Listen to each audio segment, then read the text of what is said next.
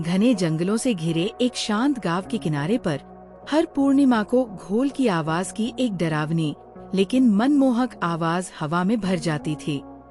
गांव वाले किंवदंतियां फुसफुसाते थे। कुछ कहते थे कि ये आत्माओं की पुकार है, दूसरों का मानना था कि ये खतरे की चेतावनी है, लेकिन किसी ने भी सच्चाई का पता लगाने की हिम्मत नहीं की, जब तक कि आशा नाम की एक बहादुर लड़की ने रहस्य को सुलझाने का फैसला नहीं किया। आशा अपनी जिज्ञासा और साहस के लिए जानी जाती थी। दूसरों के विपरीत वो गांव में फैली कहानियों से नहीं डरती थी। अगली पूर्णिमा पर एक लालटेन और अपनी दादी के सुरक्षात्मक ताबीज के साथ वो जंगल में चली गई, जहां लयबद्ध ढोल की आवाजें और तेज होती जा रही थी।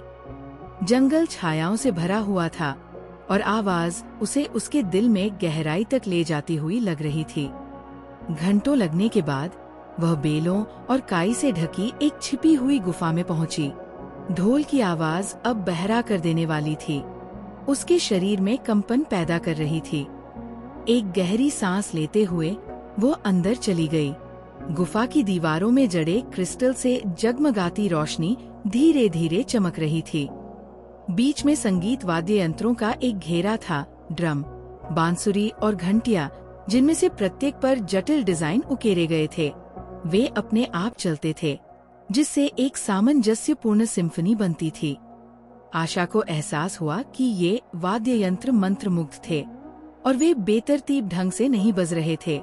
वे गांव के चारों ओर एक सुरक्षात्मक अवरोध बना रहे थे। अचानक छाया से एक मधुर आवाज आई, जिसने उसे चौंका दिया। तुम यहाँ आने के लिए बहादुर हो, बच्चे, एक झिलमिलाते लबादे में लिपटे एक बुजुर्ग व्यक्ति ने कहा। महिला ने खुद को मेलोडी की रक्षक, मंत्रमुग्ध गुफा की संरक्षक के रूप में पेश किया।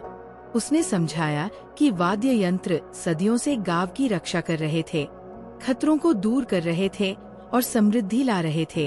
हालांकि रक्षक ने आशा को बढ़ते खतरे के बारे में चेतावनी दी।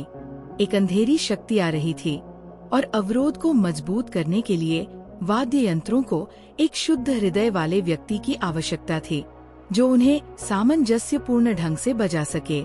आशा ने संकोच किया, लेकिन मदद करने के लिए दृढ़ संकल्प के साथ आगे बढ़ी।